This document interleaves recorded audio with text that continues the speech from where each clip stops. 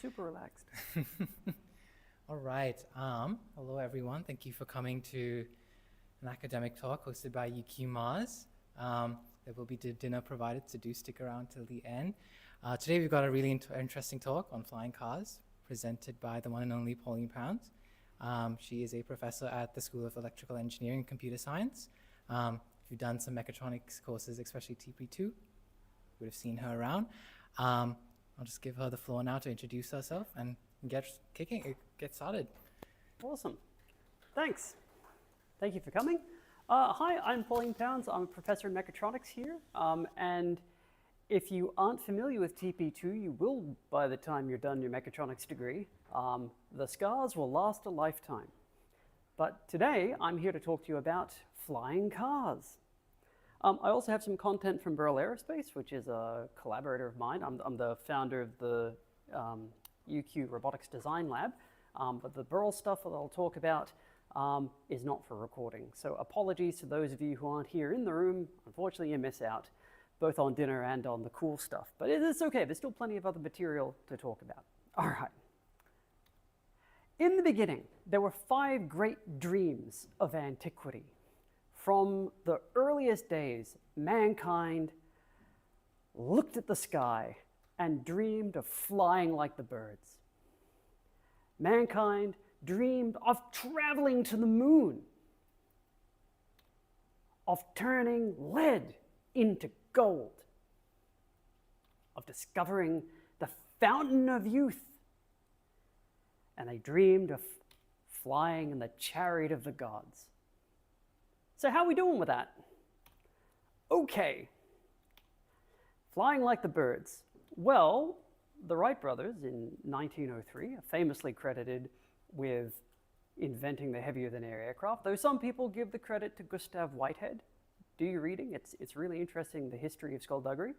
And a mere 66 years later, of course, the Apollo program took man to the moon. No women yet. Hopefully we'll fix that soon. And shortly after that, in another 11 years hence, particle supercolliders were able to turn lead into gold through nuclear transmutation. And that fountain of youth, with contemporary genomics and advanced stem cell technology, any day now, for sure, we're going to live forever. That's what I tell myself as I look at my wrinkles get deeper. Oh, any day now. They say that the cure for death estimations of futurists is directly proportional to the remaining time left in the life of that futurist. So I reckon within 30 years, within 30 years, that chariot of the gods, yeah, don't really have a timeline on that one. All right, when we talk about flying cars, what are we talking about? So there's a couple of key features of what I define a flying car to have, because there's many things that look like a flying car but kind of aren't in the conventional parlance. So first of all, flight is its predominant means of locomotion. And some people will say, but is it really a car if it doesn't drive along the roads? Well, yeah, that's just a car with wings, right? But it's door-to-door civilian transportation, so it's not a military jet, it's not any of that other, fancy stuff that takes off from a runway. If it doesn't go from your driveway to someone else's driveway, not a flying car. It's got to be practical for an individual family to own and operate, which means there's some things that theoretically can do that, but are outside the realms of what a practical owner could have, and it should not require specialized infrastructure at the origin or the destination. So no giant slingshots or anything like that. And my presenter display has just turned off on me, so I will turn and face this. It's not that I don't love you, I just need to see what I'm talking about. It's back, there we go, awesome. So what is a flying car? There's a bunch of different concepts. One is a car that flies. You take a car, you put wings on it. Flying car, right? Sort of, I guess it counts.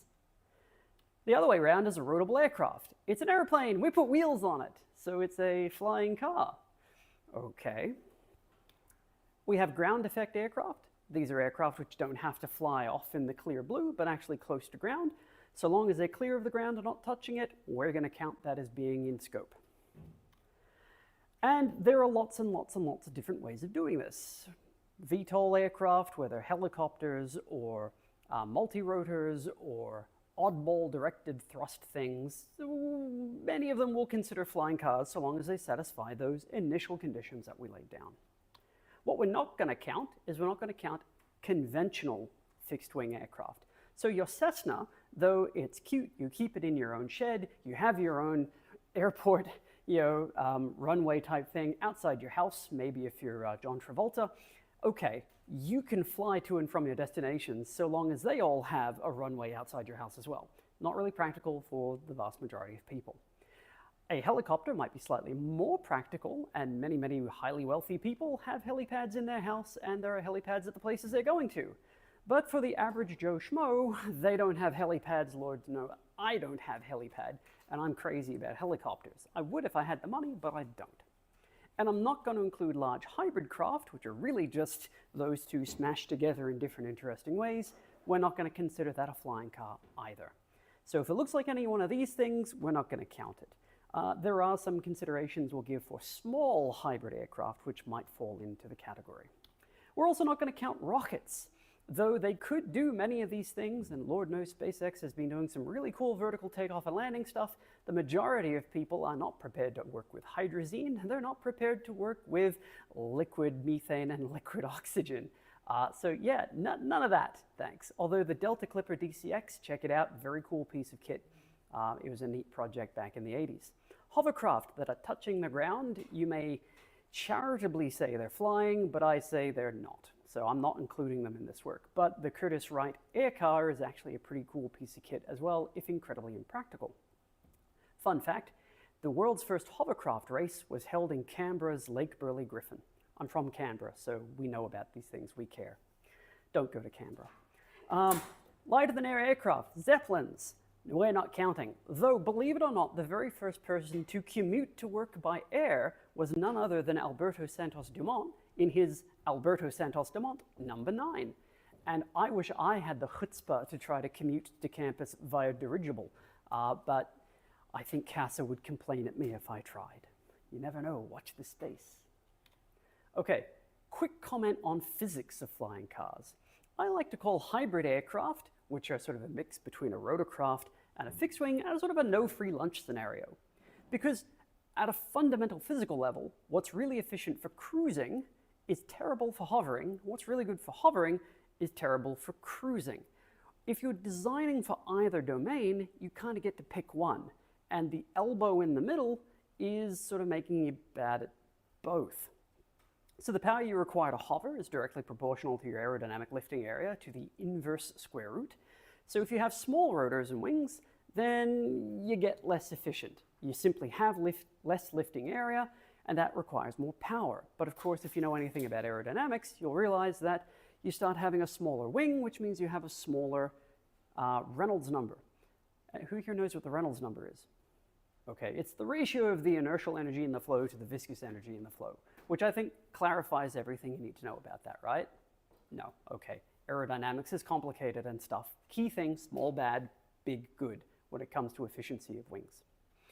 All right, if you have multiple power plants, so you optimize one power plant aerodynamically to work at high speeds, and you optimize the other one for working in hover, fantastic, solves the problem, right? Well, no, because now you've got 2 power plants you've got to carry around, and not just one. So that gets even worse if you've got a drive, and you have a driving power plant, and a cruising power plant, and a hovering power plant. You see where I'm going with this. So very rapidly, you end up carrying a lot of heavy stuff, or you're very inefficient. You optimize for hover, you're terrible at cruise, so unless you separate your power systems, you're bad at both. What do we do about this? Okay, I'm going to take you back in history a little bit first before I go and talk about the problems and solutions of dealing with designing flying cars. Flying cars are older than you think. When do you think the first flying car was made? Any takers? Brave souls? Someone? 1953. 1953, an excellent guess. Anyone else? 1952. 52. Slightly older than, okay. Any other takers? All right, I won't torture you. 1917, a mere 14 years after the Wright Flyer, was the Curtiss Wright autoplane, seen here on the left. It's so old, it looks like a Model T Ford, which is just amazing to me. Basically, the moment the car was invented and the moment the airplane was invented, people have been trying to smash them together ever since. The Pitcairn gyro car, autogyro, was in 1935, and it was probably one of the more practical attempts early in the era. But even into 1937, the Waterman Aerobeel was having a good stab at it. And it looks like it's a much more practical aeroplane than it was a car, but certainly a thing of its time. By the time we get to the 1940s, we start getting some more competent aircraft. Now we're in the era of metal-skinned monowings. We've got Jess Dixon's absolutely bonkers-looking flying automobile, which I just love how it's this odd kind of tractor thing with a coaxial rotor. And in 1941, that actually predates the helicopter as a common piece of equipment. And I'm told that it could hover and sort of bunny hop, but wasn't really controllable. But I just love the idea that maybe these things could have taken off and we could all be commuting to work in something that wacky. But the Convair 118 in the early post-war era basically is a car strapped to a glider wing with a propeller engine mounted on top. And apparently it flew really well, but not really practical for driving. I think the idea is you landed it, you disconnected the wing section, and then you drove around after that.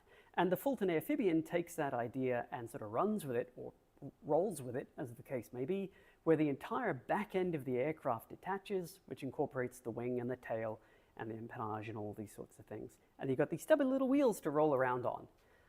Not very practical, but kind of cute.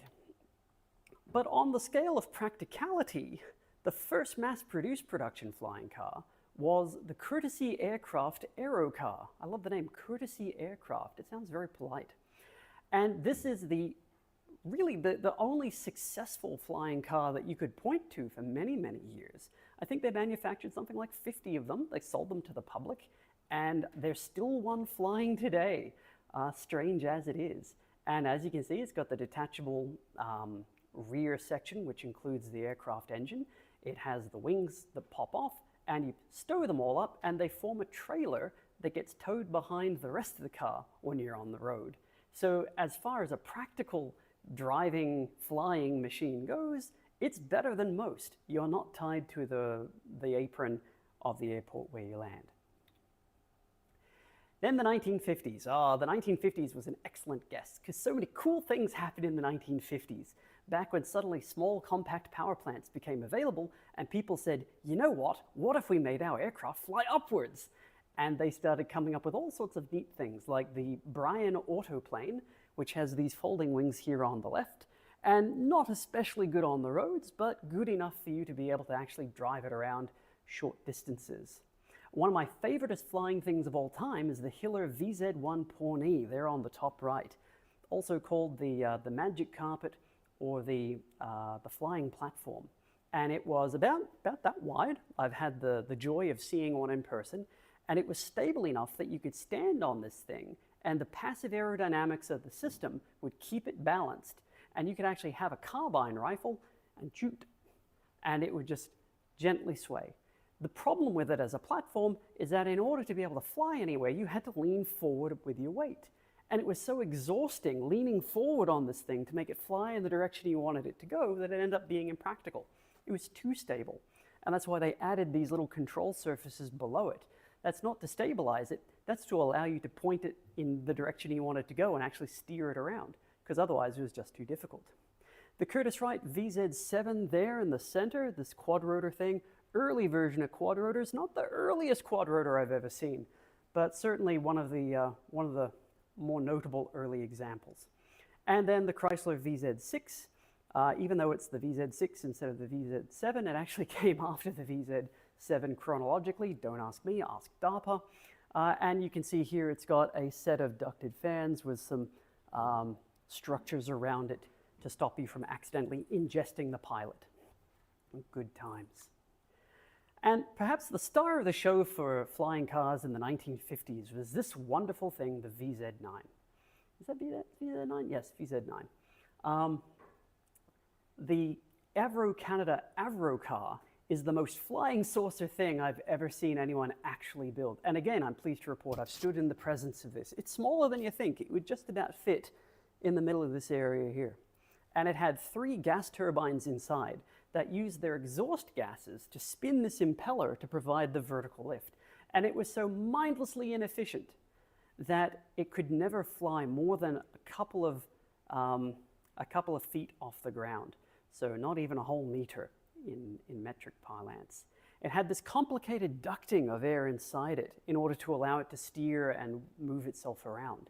And originally the Air Force thought, we'll have this thing flying supersonic, it'll be great. No, it barely crept along the ground, but it was a noble effort. The 1960s were another breakthrough era of aviation, and some very, very cool things were made then. But flying cars stopped being quite the passion that they were. They began to get a bit of a bad rap as people tried to build them, and they just didn't prove practical. The Piasecki Air Jeep was sort of the last of that set of VZ series aircraft, which came online in 1962. And here you can see the size of the pilot relative to the lifting systems around it. Compare that to the VZ6 and the VZ7. It's a very large aircraft in comparison. It turns out making your rotors bigger, better, but adding structure around it is heavy. The Wagner FJ V3 Aerocar, which you can see there on the top right, is a hark back to what people were doing in the 1940s and early 50s. And it worked, but compared to the earlier efforts, it didn't radically change anything. And the problem is the formula. If you've got to lug the entire aircraft around with you, you've got to figure out a way to leave it when you drive on the road. And this is where I think the courtesy aircraft approach, where you drive it as a trailer behind you, was actually a better solution. The Ave Misa, this neat little vaguely car-shaped helicopter, was a notable effort. It's got these cute little balloon tires. I don't think it got good mileage though. And then there's the 1980s and 1990s, and these were dominated by Muller International. Paul Muller, there in the bottom right, was, I guess, branded as a pioneer, and I'm not sure that that's actually a good term for someone working in the flying car era, what with having 60 years of effort ahead of him. But his efforts were certainly amongst the most attractive and futuristic looking. He had the Muller 100, this little flying saucer thing there in the bottom, which successfully flew, about that high over the ground.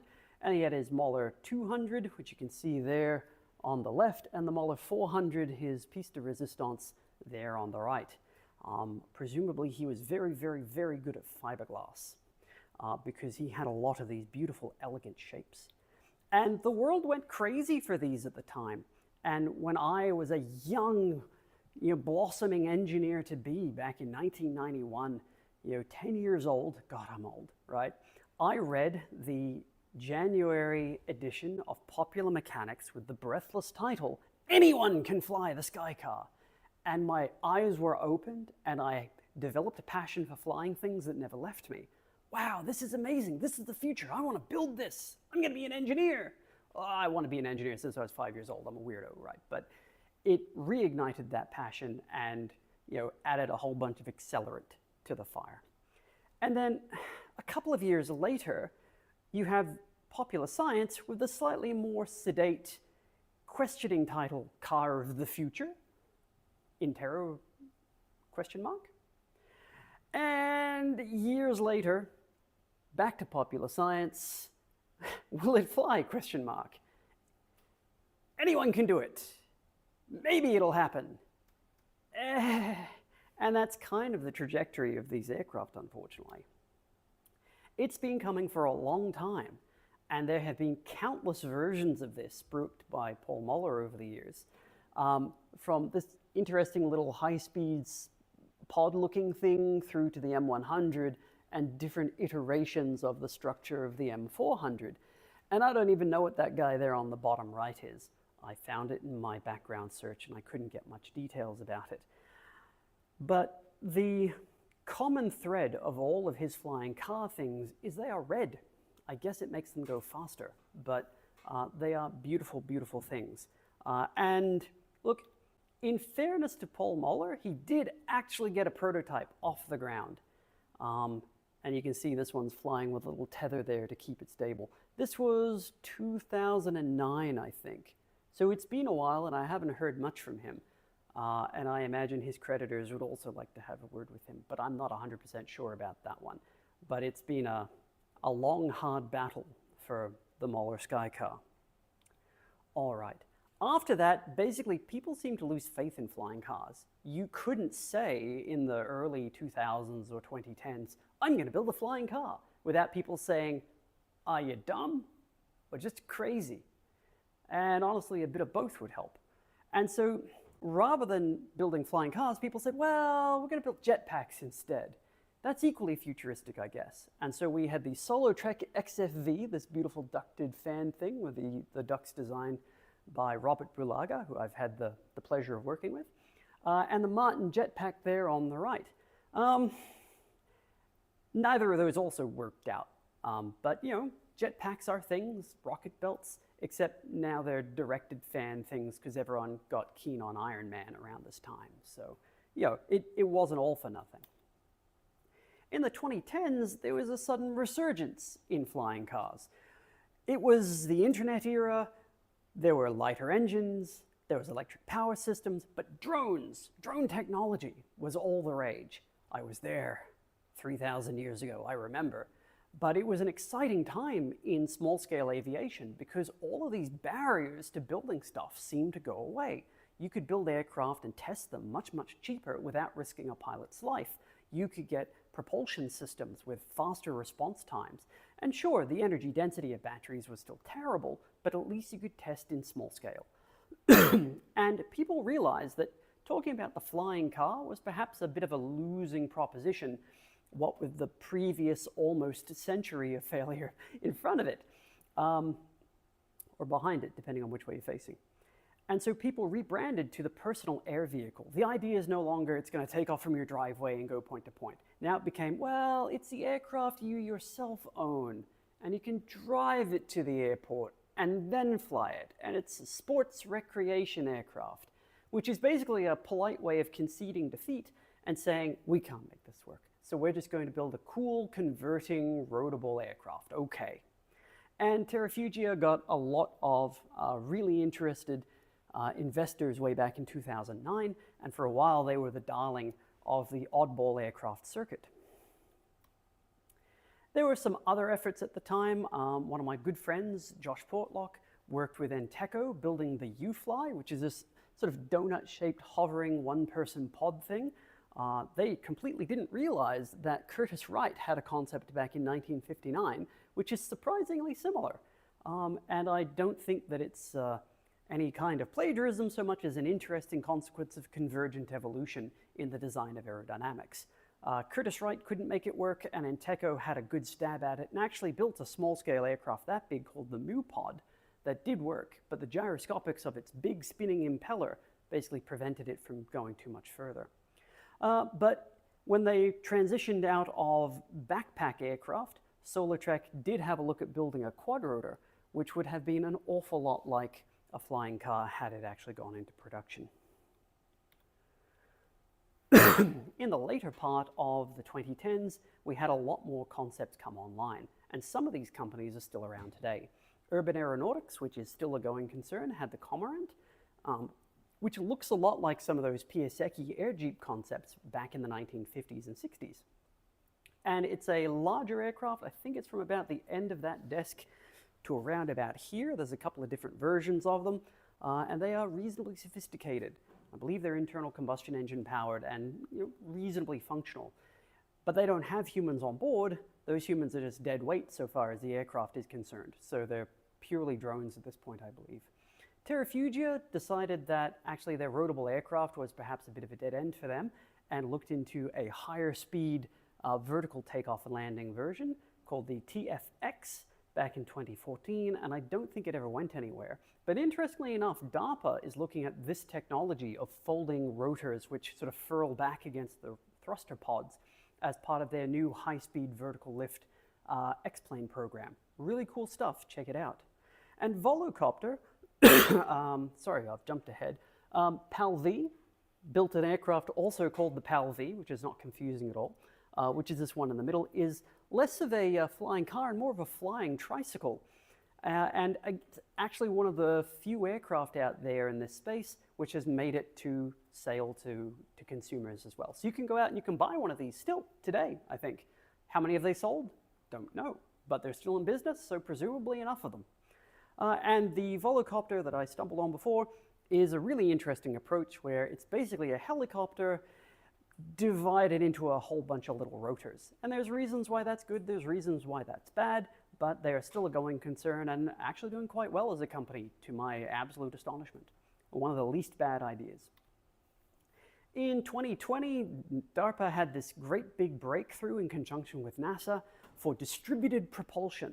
And distributed propulsion is this idea of saying, rather than having one big engine system with all the thermodynamic advantages that implies, what if we had a whole bunch of broken up distributed thrusters all across our lifting surfaces? And we'll use that to get aerodynamic efficiencies through boundary layer control. Yeah, that sounds great. And they had this great concept here that was very beautiful, and they went out and they built one, and it actually worked. NASA's version, rather than having the ducts, instead used a tilting wing system with a whole bunch of little propellers scattered across it. And almost like the follow-on to the 1950s, the world of small-scale aviation went nuts. All of a sudden, the math worked out in ways that people found plausible. And from about the early 2020s, suddenly there was aviation company after aviation company leveraging this result to try to build high-speed vertical takeoff and landing aircraft for air taxi applications.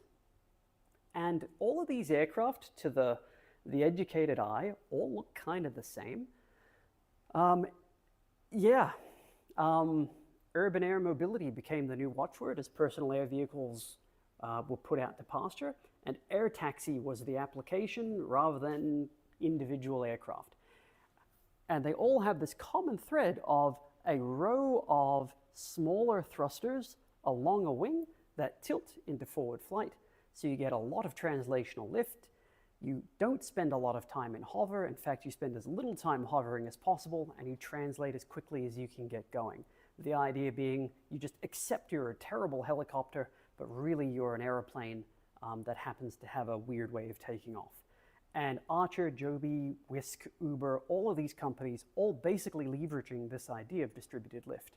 Though in fairness, Uber's thing, I don't know what Uber was thinking. I had a conference call with these guys back when I was spruiking my startup back in 2015.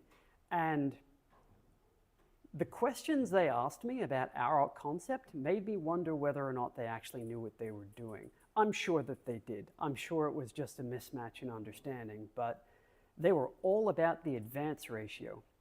The advance ratio is the ratio between the tip speed of your helicopter and the forward speed of the helicopter.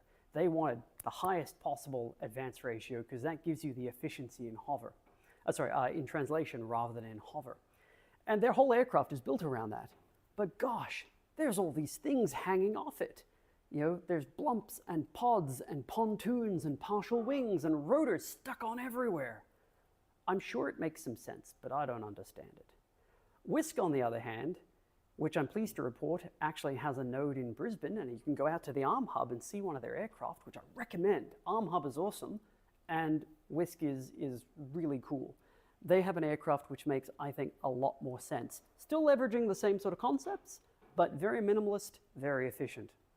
I'm pleased to report that Joby Aviation recently had a forward transition for their aircraft demonstrated, and I think Archer's been doing it for a little while as well. So I hope Wisk is able to join them in the actually functioning aircraft club. I think they've got the right stuff. But the spirit of Paul Moeller lives on in Lilium's electric jet. And by lives on, I mean, well, not really. Back in 2018, I gave a talk at the Occam's Razor talk series for Science Week about flying cars and how practical this thing was. And my take at the time was, I'm skeptical of their numbers. I ran the math on what they were proposing to do, and let's just say it didn't stack up in my reckoning.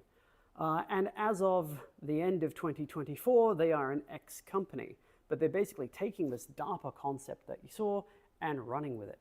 But they were saying they were going to be an electric-powered jet. How does that make sense? Okay, electric-powered ducted fan aircraft that was going to fly for 300 kilometers, carrying more than 50% of its weight in passengers. The numbers don't work out. Like, the aircraft would have to have its entire equivalent mass in batteries to be able to provide that kind of performance. And their early examples of prototypes that they showed kind of looked like models to me. Like, I don't want to throw shade on it, but that's interesting. Anyway, they didn't survive. Hopefully I won't get sued. I will mention some dishonorables. So I guess they're dishonorable mentions. So who here was alive during the Olympics in 2000? Okay, wow. Now I really feel old. Thanks. But during the opening event of the 2000 Olympics, they had these ride-on hoverboard things that people loudly talked about as, they're hoverboards! This is the future! It's 2000! Flying cars are coming! No, they did not. Then you have things like this guy here, where he's taken a whole bunch of quad-rotor parts, put it on an exercise ball, and strapped himself to the middle of it. As someone who's cut her career designing drones, don't do this. Please don't do this. That's one rotor blade loss from evisceration. You could get a Darwin Award for it, though. Is a Darwin Award still a thing? No? I don't know. Okay, it is? Okay, awesome. Then there's this little guy, the so-called hover bikes. And again, this bit of netting here is to prevent pilot ingestion errors, by which if you brake too hard, you wind up going over the handlebars and into the duct. They look cool. They do not fly especially well, and not for very long either. And I saw a recent video made by a company purporting to sell hovering vertical thruster bikes with jet engines in them. And a little bit of careful sleuthing showed they just had it on a crane and they were just flying around on the crane. Be very skeptical whenever anyone shows you a cool flying thing that seems too good to be true. It may actually be too good to be true. This cute little guy on the top right there, though, this little ride-on hover thing, is actually quite real, and I believe you can buy them. They have very poor flight time, and there's wonderful videos out there of a guy stacking one, and how he didn't lose his legs when the rotors came off, I don't know. I wouldn't get on one. But interestingly enough, another Australian contribution is this flying car race series. And this is based down in Melbourne, I believe. And they're a hovering speed circuit thing for flying vehicles. And whether it's pod racing or what you want to call it, guys get into these aircraft and fly them in a racetrack. They don't fly for very long. They're not very practical aircraft, I don't think. But they are very cool, and I'm glad they exist far away from me. I will have some honorable mentions, though, and that's the Maverick flying dune buggy and the Parajet Skycar, because they are, to my knowledge, the most practical flying, driving vehicle ever made. It's very simple. You go out to a beach where you've got lots of space, you lay out your parasail behind you, you drive, it inflates through ram air, you're off. Something like 50 meters is all it takes to get airborne. It actually works really well, and it's really stable. However, not practical for most people, since I personally don't have a beach in front of my house. I don't get paid enough by the university for that, but one day. All right, so the question becomes, why did flying cars fail? And really it all comes down to economics and a little bit of the physics of space-time. When I say economics, I mean money, but I also mean utility versus cost. It's not just the cost, because if a flying car was super, super useful, we would all have one, right? I mean, after all, they reduce travel times, they've got higher speed than cars, they can have a longer range than cars, and look, the sex appeal is value. There's a form of utility there as well. And honestly, it allows you to look like you're from the future and act like you're from the future, and I think that's worth it unto itself. But the cost in avgas is pretty high, and you can't just take off and land at an airport without paying someone. And you got to maintain and look after and just build the damn thing. They're expensive things because they're aircraft. How do you get away from that? How do you make the utility worth the cost?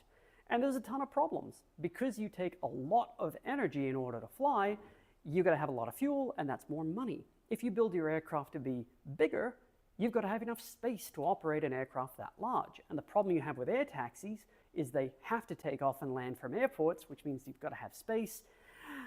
So it's cheaper to operate, but then you pay airport apron dues, and you're sunk again. They're much more maintenance intensive than cars. You're still going to have a pilot's license to fly the damn things. And if you're in the suburbs, you can't have that big an aircraft to begin with, which means more energy, more cost, more difficult. So yeah, if you've got apron costs, your detachables don't help you because you still have to pay to land and you're still got to drive the thing to your end destination. Yeah, it just doesn't work. But the whole point of a flying car is speed, because otherwise we just use an existing car. The whole point of making it fly is it's point-to-point faster than it would be if you were just driving. So if you have a bigger aircraft, you can go faster, but then you have to have more space. And I've got this handy little chart for you here where walking has no overhead. Overhead is the amount of time it takes for you to get moving. And if I want to go over there, it's just there, instantly. Took me no time to get there. I'm not very fast, maybe 5 kilometers per hour if I put a bit of effort into it. A sedan will take me there much quicker, but it might take me 5 minutes to find my keys and get out to my car. But if I want to go, a reasonable distance, 500 kilometers, look, that's pretty easy. That's going to take me 5 hours and 5 minutes to get there. I can't walk that far though. But I don't need an aerodrome. I don't have to transfer between my car and another aircraft or me and some other form of transportation. I'm just in there, one and done. With a helicopter, I have to drive to the airport before I can get in my helicopter. And even if I have an aerodrome, like that's only 15 minutes away, that's still time I've got to spend to get there. So maybe in the best possible circumstances, there's a 10-minute transfer window, and then I've got to spend 40 minutes getting the aircraft prepped, turned on, and actually flying somewhere. So even though it's more than twice the speed of a sedan, it may actually take me longer to fly a helicopter somewhere than it would take me to drive there if the distance isn't long enough. And so too all the way through the rest of these. Business jets, of course, are the fastest. The Lilium VTOL says it's really fast, but practically I don't believe it. The Volocopter's all right, but it doesn't have much range, and the Joby VTOL is pretty reasonable. The AW609, the Leonardo tilt rotor, actually has fairly high speed, all things considered, and pretty good range. It's the dark horse contender, but we wouldn't consider it to be a flying car. Okay, so the true crux of the problem is that deep down, UAMs aren't saving you time. If you got to drive 30 minutes to get to an airport anyway, well, you just drive to your destination. So long as it's closer than an hour away, you might as well just drive. And if it's longer than that, take a business jet. So if you look at the distances you might want to go, your best options, highlighted in green, walking, sedan, helicopter, business jet. And the helicopter really is only competitive in that sort of 125, 50 kilometer to 300 kilometer range. And it depends a bit. But for the cost overhead, just drive, right? None of these other aircraft are really competitive. Okay, how do we fix it? How do we make flying cars actually worth it? First of all, reduce costs. Use conventional fuels, improve your petrol efficiency. Theoretically, if you have enough rotor surface, you can actually be more efficient than a sedan. You've just got to have a really big rotor. That's going to come back to haunt us. We could use advanced hybrid electric engines. We could do all sorts of stuff to try to reduce the energetic overheads and maybe have some sort of ultra-compact VTOL or convertiplane configuration that will give us efficiencies we don't really understand. We could increase our utility. VTOL door-to-door, not from an aerodrome. All of these things with Whisk and Joby and Archer and all of these things are predicated on the idea that you have to go somewhere to get in your aircraft. If we can make it from our door to our neighbor's door or to our destination door, we cut that overhead off instantly. And of course, automated flight control to simplify operation. Deep down, I'm a drone person, so I like not having pilots doing anything. The pilots don't like that. Okay, cool. So flying cars still have a long way to go. There might be some useful products around the corner. Maybe the VTOL Jetsons future is elusive. But, you know, those who forget the 1960s are doomed to repeat them, and a lot of the things I've talked about people doing today look a lot like the things people were doing 80 years ago. Okay, this slide is slightly outdated because I have some cool stuff to show you that will change the world. Maybe, we'll see. All right, this is called Meditations on Flying Cars. Let me take you to the meditations. That's the prehistory. I want to tell you about the future. This is from a shitty AI generator. I put in guru meditating under a helicopter. And I like this one because some of the aircraft it made are actually weird hybrids. So I feel like the machine was in tune. Okay, meditations. The best time is free time. The second best time is the time when you're paid to sit and think about stuff. My partners at Burrell Aerospace paid UQ a bunch of money so I could sit alone in a dark room and not be bothered by people to think about stuff I've been gurgling away in the back of my mind but never had the time to reify. And it turns out when you leave academics the fuck alone, we can come up with good ideas. What a concept! But look, I have been so grateful to them for the opportunity to, to let the voices in my head speak to me. And they told me the ideal rotor equation looks like this. The power required to hover is equal to the thrust to the power of 3 on 2 divided by the square root of 2 times the density of air times the amount of rotor area. We can't change the density of air. We can't really change the amount of thrust we require to lift because we have a fixed payload we're trying to carry, but we can change the area. The smaller the rotor, the more power it takes, and the noisier it becomes, the more downwash velocity there is. The bigger the rotor, the more efficient it becomes. And helicopters, being one big spinning rotor with a thing under it, are the most efficient VTOL by a big margin. Big rotor equals low power. Problem solved. Except we can't spin a rotor at ground level if it's that big. It doesn't matter how fast you are if you can't land at your home or your destination. Your maintenance has to be simple, so few moving parts, not complicated. You can't use a turboshaft or a turbojet engine.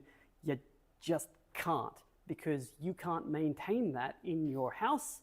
Even though they're very, very simple, they require special lubrication and treatment and repair cycles and things.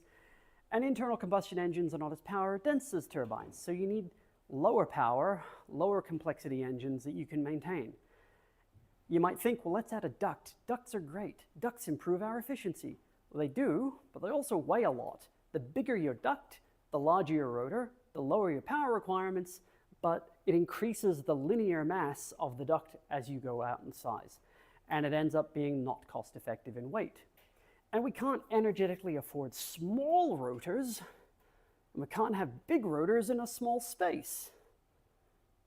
Okay, but why can't we have a big rotor in a small space? Good question. It's time for space. Space-time, if you will. We want to take off and land from a double-wide driveway, carport, front lawn, whatever. But there's trees and shit around. There's power lines, and buildings, and people. Okay, what do? Well, if you look up, you've got that much space. Let's say 7.5 meters between obstacles, 5.5 meters in your driveway. And if we stay in that green envelope, we're safe. Everything is good, right? Excellent. That's why people are designing these aircraft that look like crazy flying sedans that fit within that envelope. But they're missing something magical. Above the trees, there's as much space as you want. You could have an aircraft the size of the Hindenburg. That's not a great example, but a really big aircraft. And no one cares because there's nothing up there, only down here. Okay. So I was hired to think deep. There's unlimited space up high, And big rotors are only a problem at ground level, but we can fold rotors to be compact for storage. So why not move the rotor above ground level before you unstow it? That way we only have to lift the rotor, not the whole aircraft during takeoff. Get the rotor up out of ground clutter, and you've got as much rotor as you want. So what we want is some sort of folding rotor drone thing. Okay, separate the lift and the power unit. And this is the radical step here. Your rotor assembly can have a folded main rotor, which takes off, gets above all the ground clutter, all of the obstacles, and then has a mechanism that can fold open to have a rotor as large as you want, larger than what a conventional helicopter can have, because a conventional helicopter has to contend with blade droop when it stops the rotor. You have all your passengers, all your power systems, all your cargo and everything suspended from a tether to that big rotor, and that's free to move on its own. That's the part that's got to be lifted up through all of those trees in its flying configuration. Your drive rotors lift the main rotor above the ground clutter, then it unfurls. Your lifting rotors tilt, and they become your driving rotors that tip drive the main rotor. And then spinning that main rotor lifts all your payload. And so you only have to carry the whole mass of the aircraft in the configuration where you have unlimited rotor size. So fortunately, Burl has a little bit of funds, and they hired a guy to come up with this crazy idea. This is not quite how I described it to them, but it gets the idea across. So you have the passenger system, which looks cool like a race car. Then you have the folding rotor mechanism, and then the tips lift the whole thing. And if that seems bonkers to you, you are correct. There's a whole bunch of stuff that has to happen to make that practical. But no single part of that system is actually impossible. We have folding rotor mechanisms for a rotorcraft already, for stowing on aircraft carrier decks. We have tilt rotors that tilt their rotors dynamically in flight. We have tethered systems for carrying payloads from rotorcraft on tethers. And we even have electrical transmission systems to deliver power through power lines. No part of this is science fiction, but putting them all together is actually quite a trick. So now if we go back and we look at the door-to-door comparison, 50 kilometers to 300 kilometers, if it takes us 15 minutes to get our aircraft up and spinning, then we're actually competitive with what a sedan can do. And we're very competitive over intercity distances of about 300 kilometers. That's actually something you can do. And even better, it's strictly door-to-door because you can take off and land on a driveway with a rotor folding stowing system. Okay, but does it work? Don't take my word for it. Let's build one. Never trust an engineer who says, "Trust me." Engineers are not the discipline of trust. So we had a guy who went and developed this thing on a stick in his living room. And let me just say, please do not test your experimental drone world tower in your living room in front of your big screen TV. But, you know, as a first off test,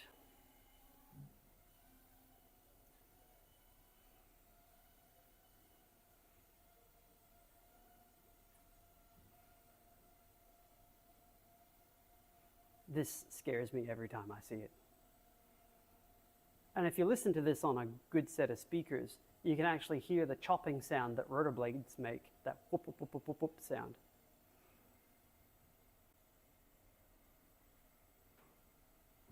You can kind of make it out over these speakers.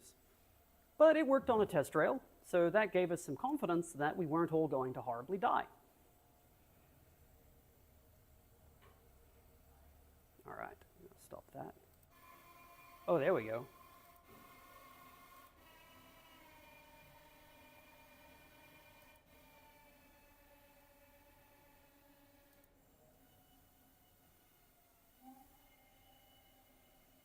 Cool, really satisfying. So then we took it into my shed, basically, and flew it on a single flexible tether. So now it's free to move and roll, pitch, yaw, and a little bit of translation. The tether is just to stop it from drifting. And we get it up and spinning, and it's designed to be passively aerodynamically stable.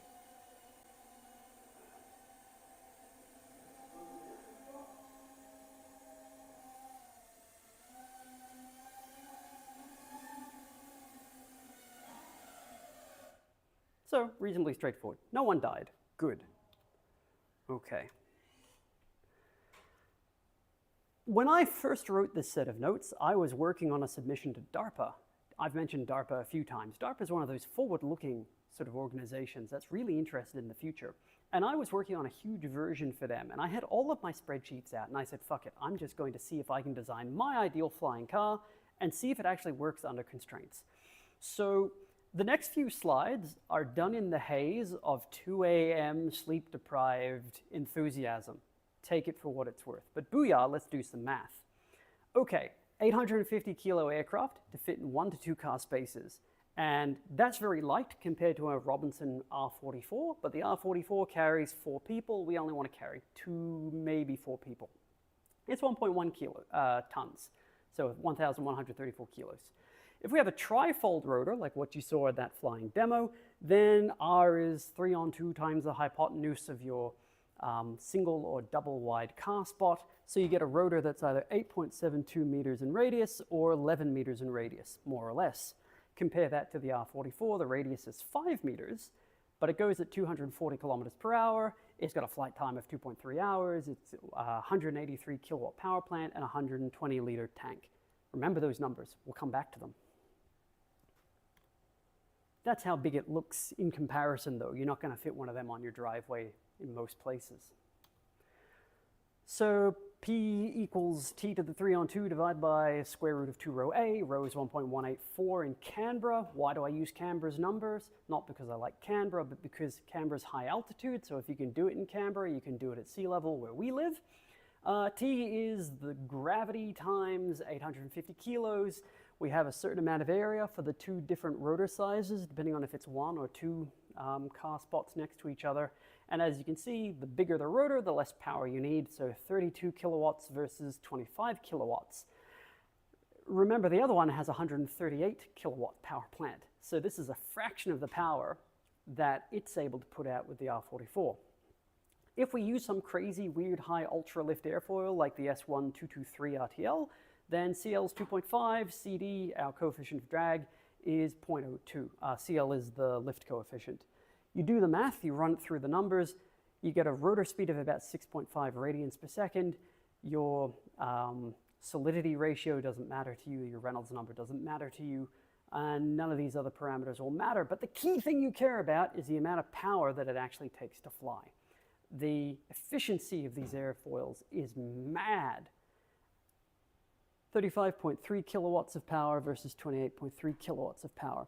That's about 90% efficient, which for a rotor blade is just, that's so far in cloud cuckoo land. Usually the efficiency of a rotor is something like 0.6, not 0.9. Like this is literally 50% more efficient than conventional rotors will be. The best rotor I ever designed before this was 0.81% efficient, 81%. So let's assume we're terrible. And as a paranoia factor, we'll assume 85% efficiency for our drivetrain losses. So we need 41.5 kilowatts and 33.3 kilowatts of power for this ridiculous aircraft. So we need 75 kilos of vertical lift thrust. What about inflow loss? The faster the air goes into a propeller going sideways, the less effective it becomes. A bunch of really clever people in the 1960s, remember the 1960s? Yeah, they've calculated this for us. So I threw it into MATLAB and came up with a bunch of efficiency curves. And as you make your rotor bigger, it actually becomes less efficient in forward flight, which is why propeller aircraft have much smaller propellers than helicopters have, and which is why the V-22 actually kind of sucks in the best way possible. So if you design your aircraft effectively, you wind up having something where there's a bit of an elbow in the performance curve, and if we buy a Tiger motor U15 XXL drive system, it gives 102 kilos of thrust with a 62-inch prop. And that actually works out all right for our radiant station position along our blade for where we're going to stick our thrusters. Don't worry about the details, but it's 5.1 kilograms per system, the entire system. That means for an aircraft with 2 of these guys for vertical lift, you're paying 10.2 kilos for a power system to lift an 850 kilo aircraft, compared to a drone where maybe 10% of the entire aircraft goes into the motors. That 850 kilos we're talking about has got to carry the following fixed masses: 420 kilos for 2 first-class passengers or 4 economy-class passengers in student-like comfort, 100 kilo airframe, so I'm using the Koenigsegg 1.1 chassis, which is 72 kilos as a model for that. We can probably get it lighter, but it's probably better to make it a bit more robust. 16.8 kilos for all of our thrusters and propulsion, including trim stuff and ESC, and then 42 kilos for the blades themselves if we've got the short ones, or 75 kilos for the big blades. And that's based on gyrocopter rotor weights. If we want a bunch of sump batteries, that's just so that we can power things if anything goes wrong, like our motor conks out and we need an emergency landing. So we put in 16 kilos of batteries, we put on a rope winch to lift and lower our system during takeoff, and a 1 kilo avionics package, including the obligatory Logitech F350 controller, which I believe all the cool entrepreneurs are using these days. Is that right? Yeah, I was into them when they were still underwater. And 42.5 kilos for what's called margin, which is the oops, we forgot to add fasteners to our mass budget value, because you'll often forget these sorts of things when you're designing an aircraft at this level. But what about power plants? How are we actually going to power this thing? Good question, glad you asked. We need an engine. Let's use a multi-fuel aircraft engine. We can put in everything from kerosene to diesel to domestic petrol, which is what we want to power our aircraft with. And AIE drone rotary engines are absolutely terrifying for their power to weight ratio. I don't know if any of you guys have been paying attention to what's happening in the world of drones, but you can't buy these at the moment because everyone is shipping them to Ukraine and Iran, sometimes with a warhead on the end. Right? Either way, there was a spate of aircraft engine thefts in the UK where people were breaking into airports and stealing these engines so they could put them onto Shahed drones and stuff like that. Yeah, it's a weird world out there. But a 20 kilo engine core buys you something like 30 kilowatts of power times 2, so 60 kilowatts, which is greater than the 41.5 that we need, and it's 500 hours mean time before overhaul, which probably doesn't mean much to you, but if you've got to rebuild your aircraft every time you fly it, you're not going to want to fly it very often. But 500 hours is actually pretty good for an engine. And I was in a conversation with these fellas 10 years ago, and we came up with a pathway towards a 1,200-hour MTO using really advanced stuff. And I don't know if they ever went down that road. It was going to cost us $1 million to do it. We didn't have the $1 million. But 110 kilos install weight in crate configuration, including cooling, transmission, generator, alternator, starter, and all these sorts of things. Specific fuel consumption, don't worry about that. But the key thing is estimate 40 kilos for a 2-hour flight.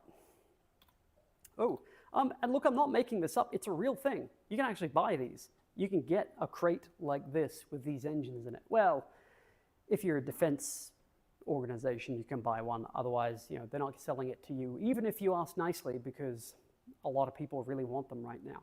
But it shows it's possible. Okay, I'm going to put this into the great big spreadsheet I have and see if the numbers work out. And what we find is our fuel consumption is believably lower with our 11-meter blade version and a bit higher in the 8.72 blade version. Because the blades are heavier for the larger rotors, you end up with a slightly heavier aircraft, but we come in comfortably below that 850 kilo mass. We end up having a bit more fuel than what I expected from the 30 to 40 kilo estimate. But that's okay, because that's for 3 hours endurance. I looked at that at about 5 a.m. on this day and said, whoa, let me tell you what this implies. Okay, we have a slow rotor head. That's okay. If we have an advance ratio, remember I was talking about advance ratio, the ratio of your translational speed relative to your tip speed? Let's say we get 0.65, which is a lot for a heli, but achievable. we could be going about 190 kilometers per hour. It doesn't sound very fast, but remember you're going as a crow flies, and you're still going twice the speed of a car on the highway. Well, slower highways. But we can tune this. We can make this better and more efficient as we optimize our design.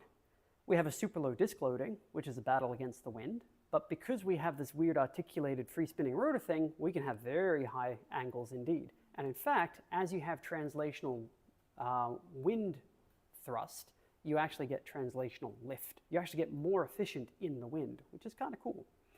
And human rating for a single engine aircraft is definitely important, which these engines don't have just yet. And we would like to spend a spare 20 kilos on a ballistic recovery parachute just in case. And yes, airspace management is a thing. Someone always brings up, but I don't want to fly with other people. Yes, I know. But let's just see if we can build cool aircraft first. So here's the part that's nuts to me. If you want to go from Taringa, where I live, to UQ, it's about 12 minutes driving. And it would take about 12 minutes flying by the time you start the damn thing up and get it all the way out here and land again. No benefit. But if I want to go out to QCAT, where CSIRO is in Pullenvale, it would take me 13 minutes flying and 25 minutes driving. It actually halves the time it would take. And if I want to go out to Gatton, it'll only take me 35 minutes flying compared to an hour and 20 minutes driving. And if I want to go to the Gold Coast, it's still 35 minutes flying and an hour and 30 driving. But if I want to go to Circular Quay in Sydney, refueling at Port Macquarie, I can drive that in 9 hours and 45 minutes, or I could fly it in 4 hours and 30 minutes. And when I get to the other end, I've still got my aircraft with me. I could take off in Brisbane in UQ and land in the middle of Sydney in the time that it would take me to drive to the Gold Coast and back and back. This is what it looks like. That's the range of this aircraft. We can get clear out past Goondiwindi, out to Darrenbandi, to Mitchell Roma. I've visited Roma once and I flew there in a business jet. And that's an expensive trip. We can get all the way past Coffs Harbour, out to Armidale. We can almost make it to Rockhampton. Not quite, but almost. That's in a thing you can launch from your driveway using off-the-shelf components, just